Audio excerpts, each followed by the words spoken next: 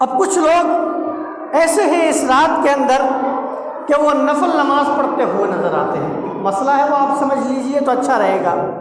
لوگ نفل نماز پڑھتے ہوئے نظر آتے ہیں. تو میں ان لوگوں سے کہنا چاہوں گا کہ آپ ان راتوں کے اندر نفل نہ پڑھیں. آپ ان راتوں میں نفل نہ پڑھیں بلکہ قضاء عمری پڑھیں. کیا؟ قضاء عمری پڑھیں. جو آپ کے اوپر آپ کی زندگی کے اندر قضا نمازیں باقی ہیں، جو آپ کے فرائض باقی رہ گئے ہیں، ان نمازوں کو آپ ادا کریں. نفل نماز یہ اوور ٹائم ہے. کیا ہے یہ؟ اوور ٹائم ہے. اوور ٹائم انسان کب کرتا ہے؟ جب انسان اپنی اصل ڈیوٹی دے لیتا ہے. جب اس نے اپنی اصل ڈیوٹی نہ دی تو پھر وہ اوور ٹائم کیسے کرے گا؟ آپ کے اوپر فرض نمازیں باقی ہے قضا کی اور آپ نفل میں لگے ہوئے. ایسی نفل نمازوں کے بارے کے اندر یہ آیا ہے کہ جس انسان کے اوپر قضاء عمری باقی ہو، قضا نمازیں باقی ہو، اور اگر وہ نفل نمازیں پڑھے تو اس کی نفل نماز قبول نہیں ہوتی ہے، معلق کر دی جاتی ہے. کیا کر دی جاتی ہے؟ معلق کر دی جاتی ہے، لٹکا دی جاتی ہے. وہ اللہ کی بارگاہ میں قبول نہیں ہوتی ہے. یہ شریعت کا مسئلہ ہے اور اس بات کا ہمیں خیال رکھنا چاہیے کہ جو ہمارے ذمہ باقی ہے تو وہ قضاء عمری ان کو ہم ادا کریں. اب اس بات سے آپ یہ نہ سوچیں کہ یار ہم نے زندگی میں نفل نمازیں پڑھی ہیں وہ تو ہماری قبول ہی نہیں ہوئی، بیکار ہو گئی. ایسے نہیں ہے. وہ رب ہے، وہ رب ہے. وہ قبول کرنے پر آئے تو جو زندگی میں ایک بار پڑھے اس کی قبول کر لے، اور اگر وہ قبول کرنے پہ نہ آئے جو پوری زندگی سجدوں میں پڑا رہا اس کی قبول نہ کرے تو وہ پروردگار ہے، وہ بے نیاز ہے. وہ اس کی مرضی کہ وہ کس کی قبول کرے اور کس کی رد کر دے. لیکن جو شریعت کا مسئلہ ہے وہ مسئلہ یہی ہے جو میں نے آپ کے سامنے کیا ہے. تو آپ نے جو پچھلی نوافل پڑھی ہے تو اس کے لیے آپ یہ نہ سوچیں کہ ہماری وہ رائے گا ہو گئی، بیکار ہو گئی. نہ لیکن آپ یہ نیت کریں کہ اب جب بھی ہم نوافل پڑھنے کی سوچیں گے تو ان نوافل سے بہتر یہ ہے کہ ہم قضاء عمری پڑھیں، قضا نمازیں پڑھیں. کیونکہ سوال جو کل قیامت میں ہوگا نا وہ فرض نمازوں کا ہوگا، نفل کا نہیں ہوگا. یہ جو نفل نمازیں کام آتی ہیں وہ جو کمی رہ جائے گی آپ کے فرضوں کے اندر وہ اس وقت میں یہ کام میں آئیں گی.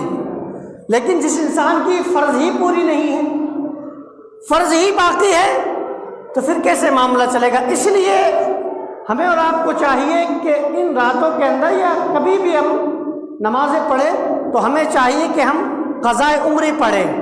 کیونکہ قضاء عمری آپ نہیں پڑھیں گے تو آپ کے ذمے یہ باقی رہیں گی، اور باقی رہیں گی تو پھر آپ کو عذاب میں ملوث یہ ہونا پڑے گا.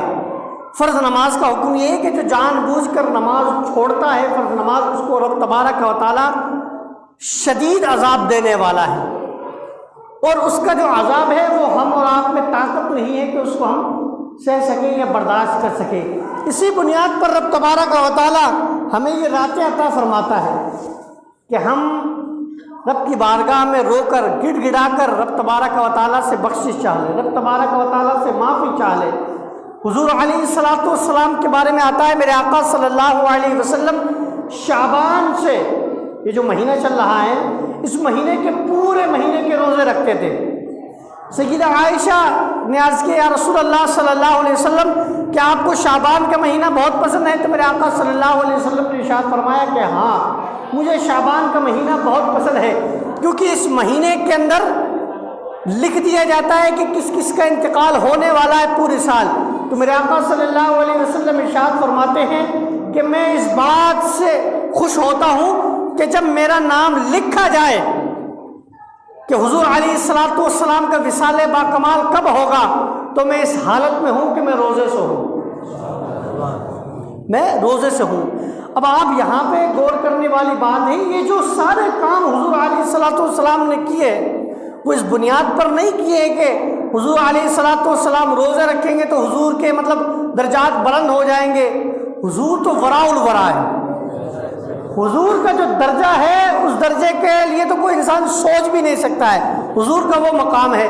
یہ جو ساری چیزیں تھی وہ ہم اور آپ کے لیے تھی کہ ہم اور آپ ان چیزوں کو کریں. حضور علیہ الصلوۃ والسلام نے ہمیں یہ کر کر دکھایا ہے تاکہ کوئی یہ نہ کہہ سکے کہ حضور نے صرف کہا ہی ہے، کر کے نہیں دکھایا ہے۔ تو حضور نے پہلے خود کیا ہے، اس کے بعد لوگوں کو اس کا حکم عطا فرمایا ہے۔ اور الحمدللہ یہ ہمارے عوام میں ہے بھی کہ زیادہ تر لوگ 14 اور 15 تاریخ کا روزہ بھی رکھتے ہیں، ماشاءاللہ بہت اچھی بات ہے، رکھنا چاہیے۔ حضور علیہ الصلوۃ والسلام نے خود ارشاد فرمایا قوموا لیلھا وصوموا نہارھا، کہ یہ شب برات کی رات کے اندر تم عبادت کرو اور دن کے اندر روزہ رکھو۔ یہ حضور علیہ الصلوۃ والسلام نے ارشاد فرمایا ہے، تو ہمیں اور آپ کو چاہیے کہ 15 تاریخ کا تو روزہ رکھنا ہی رکھنا ہے، اس کے ساتھ یا تو آپ 14 کا بھی رکھ لیں یا 16 کا رکھ لیں، کہ زیادہ تر جو ہم اور آپ رکھتے ہیں وہ 14-15 کا رکھتے ہیں۔ تو جیسا بھی آپ سے مناسب ہو، اگر آپ 2 نہیں رکھ سکتے تو کم از کم 15 تاریخ کا آپ ضرور رکھیں۔ واجب نہیں ہے، نفل ہی ہے، ہم اس بات کو نہیں کہتے کہ کوئی ضروری ہے، نہ نفل روزہ ہے، لیکن بڑی فضیلت آئی ہے، بڑی فضیلت آئی ہے اس چیز کے بارے میں۔ تو ہمیں اور آپ کو چاہیے کہ ان روزوں کو ہم